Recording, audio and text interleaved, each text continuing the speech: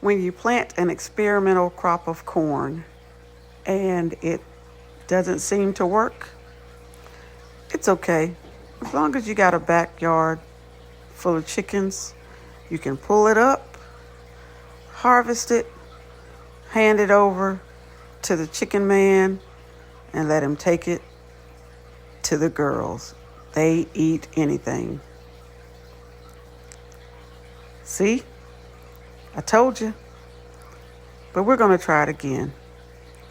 Enjoy this crop, girls, because the next one will be for us humans. Y'all stay tuned. I promise it gets better.